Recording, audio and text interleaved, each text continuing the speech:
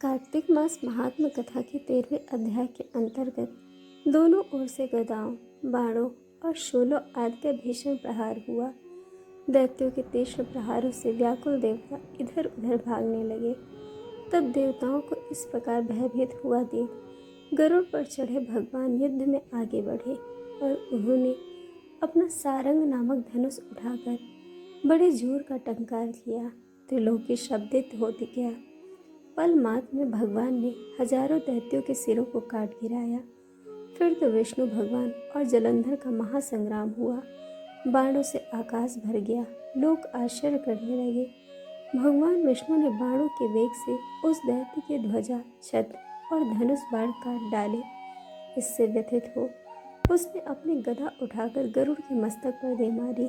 साथ ही क्रोध से उस दैत्य ने विष्णु जी की छाती में भी एक तीक्ष्ण बाण मारा। इसके उत्तर में विष्णु जी ने उसकी गदा काट दी और अपने सारंग धनुष पर बाण चढ़ाकर उसको बीधना आरंभ किया। इस पर जलंधर इन पर अपने पैने बाण बरसाने लगा। उसने विष्णु जी को कई पैने बाण मारकर वैष्णव धनुष को काट दिया। धनुष कट जाने पर भगवान ने गदा ग्रहण कर ली और शीघ्र ही जलंधर को खींचकर मारी। परंतु उस अग्निवत अमोघ गदा की मार से भी वह दैत्य कुछ भी चलायमान न हुआ। उसने एक अग्निमुख त्रिशूल उठाकर विष्णु पर छोड़ दिया। विष्णु जी ने शिव के चरणों का स्मरण कर नंदन नामक त्रिशूल से उसके त्रिशूल को छेद दिया। जलंधर ने झपट कर विष्णु जी की छाती पर एक जोर का मुष्टिक प्रहार मारा। इसके उत्तर में भगवान विष्णु ने भी उसकी छाती पर अपनी एक मुष्टि का प्रहार किया। फिर दोनों घुटने टेके बाहुओं में मुष्टिकाओं से बाहु युद्ध करने लगे। कितनी ही देर तक भगवान उसके साथ युद्ध करते रहे। तब सर्वश्रेष्ठ मायावी भगवान उस दैत्य राज से मेघवाणी में बोले, हे रण दुर्मत दैत्यश्रेष्ठ, तो धन्य है जो इस युद्ध में इन बड़े बड़े आयुधों से भी भयभीत न हुआ। तेरे इस युद्ध से मैं प्रसन्न हूँ। तो जो चाहे वर मांग।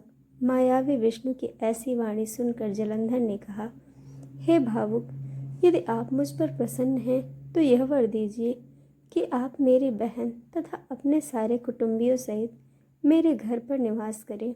नारद जी बोले। उसके ऐसे वचन सुनकर विष्णु जी को खेद तो हुआ, किंतु उसी क्षण देवेश ने तथास्तु कह दिया। अब विष्णु जी सब देवताओं के साथ जलंधरपुर में जाकर निवास करने लगे। जलंधर अपनी बहन लक्ष्मी और देवताओं सहित विष्णु को वहां पाकर बड़ा प्रसन्न हुआ। फिर तो देवताओं के पास जो भी रत्नादि थे सबको ले जलंधर पृथ्वी पर आ गया। निशुंभ को पाताल में स्थापित कर दिया और देव, दानव, यक्ष, गंधर्व, सिद्ध, सर्प, राक्षस, मनुष्य आदि सबको अपना वंशवर्ती बना त्रिभुवन पर शासन करने लगा। उसने धर्मानुसार सुपुत्रों में समान प्रजा का पालन किया। उसने धर्मराज से सभी सुखी थे। इस प्रकार कार्तिक मास महात्म कथा 13वां अध्याय पूर्ण हुआ। दोस्तों, कथा आपको कैसी लगी यह हमें कमेंट करके ज़रूर बताइएगा और चैनल को सब्सक्राइब, वीडियो को लाइक शेयर करना बिल्कुल मत भूलिएगा।